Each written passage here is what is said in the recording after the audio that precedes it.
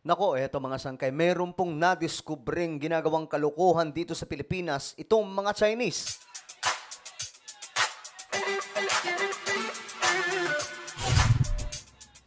So ayun, mga sangkay, magandang oras po sa lahat ng ating mga kababayan, sa lahat po ng mga solid sangkay na nanonood po ngayong araw. Kamusta? Kamusta? At ayun, sa lahat po ng mga solid sangkay na nanonood ngayon, comment po sa ibaba yung hashtag solid sangkay kasama po ang inyong mga lokasyon. Alright? Sa mga nanonood naman po ngayon mga sangkay na hindi pa po nakakapag-subscribe, eto, tayo po ay 1.3 million subscribers na po. 1.31 million subscribers na po tayo at ilang tulog na lang 1.4 million subscribers na po tayo. So ano pang hinihintay nyo? Sa mga hindi pa po nakakapag-subscribe dyan, click the subscribe down below. Click the bell and click all para naman mga sangkay pagdating po sa 1.4 million, kasama na po namin kayo dito. Alright? Sa mga nanonood naman po sa Facebook, i-follow nyo po yung ating Facebook page. Huwag nyo pong kalilimutan. So ito mga sangkay, may na-discover daw dito sa ating bansa. Ito, 11 Chinese na aktuhang illegal na nagmimina raw po sa Camarines Norte. Minahan pag-aari umano ng konsihal. Oh, yan ang sinasabi natin, mga sangkay, no? Sa Pilipinas, kaya itong mga Chinese, gumagawa ng mga kalukuhan dito dahil mayroon din po mga Pinoy na gumagawa din po ng kalukuhan. Nakapartner po itong mga lukulukong Chinese. Gusto ko lang linawin sa lahat, hindi po lahat ng Chinese. Ganito yung mga gawain. Okay? Marami din po mabubuti. May mga kaibigan din po tayong Chinese. Okay, tingnan muna natin ang balita ito. Alam mo, ito ay pangalawa na nahuli namin na may kinalaman sa mga guerrilla mining operations pinapatakbo ng mga Chinese. Okay, pinapatakbo daw po ng mga Chinese. So, ang tanong kasi dito mga sangkay, itong minahan, pag-aari umano ng konsehal. Ano to? Itong lupa lang? O ito mismong yung buong sistema ng minahan, pag-aari ng konsehal? Yaman niya no? No? So, medyo nakakabahala po ito sapagkat patuloy kami nakakatanggap ng report sa mga katulad nito.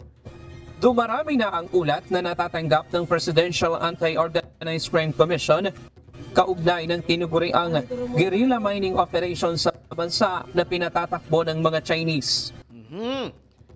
So, itong guerrilla, pinapatakbo daw po ito ng mga Chinese. Sila po yung grupo na nagmimina sa ating bansa. Naalala nyo ba mga sangkay, yung napabalita noon, na yung mga Chinese naghahakot po ng lupa mula po dito sa ating bansa para po gawing artificial island dyan sa West Philippine Sea. Diba? Biruin nyo mga sangkay, nakakalusot po itong mga Chinese sa mga ganitong klaseng gawain. Diba nakakalungkot? So sana matigil na po ito mga sangkay, Nitong linggo ng umaga sa bisa ng mission order na in-issue ng Bureau of Immigration, sinalakay ng pinagsanip na puwersa ng Bureau of Immigration, PAOK, Armed Forces of the Philippines, at Paracale Municipal Police Station ang iligal na minahan sa Barangay Tugos, Paracale, Camarines Norte.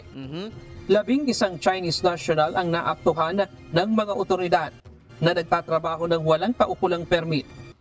Ayun, huli. Bokya itong mga Chinese, mga sangkay. Karamihan sa kanila, patatanda na.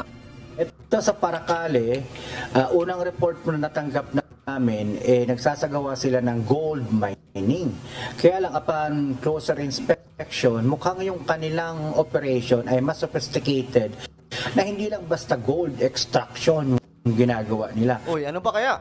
So, we're still conducting thorough and other investigation. Baka mamaya mahigit pa sa ginto ang kanilang minimina rito. Nako. So ano kaya ang ginagawa ng mga to maliban po sa paghahanap ng ginto? Baka ang ginagawa nila naghahakot po sila ng lupa papunta naman po sa West Philippine Sea sa mga artificial island na ginagawa ng mga to. 'Di ba?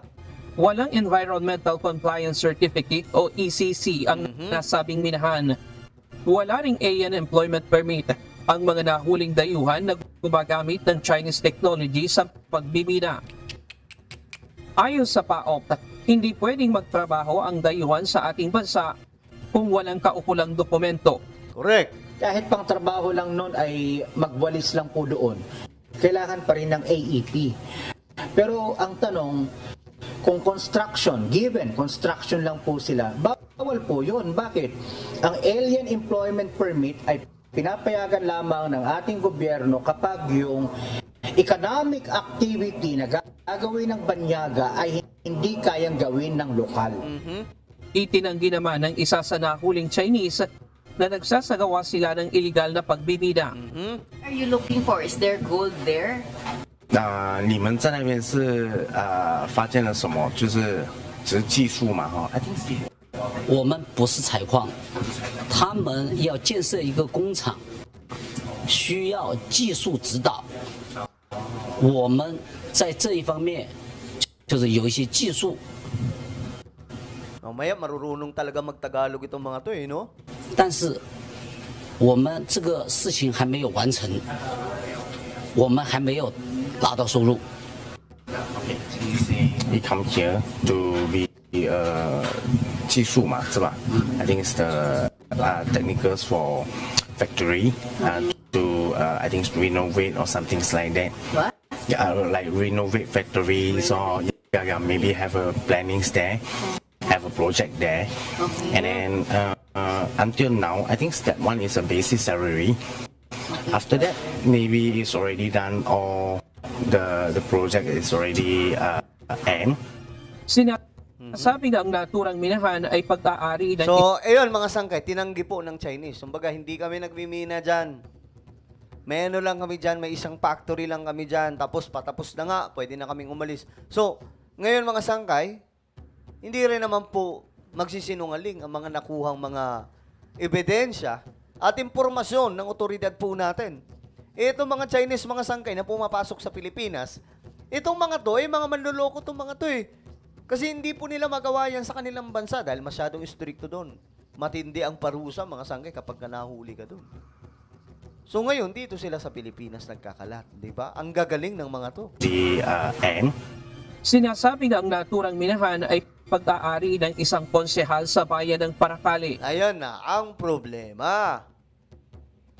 Sinong konsehal ito?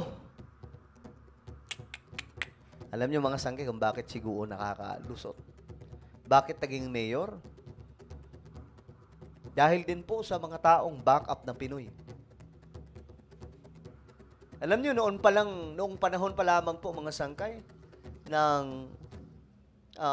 paglusob ng mga Amerikano dito mga sangkay, di ba? May mga traidor na po kahit sa panahon ng Espanyol.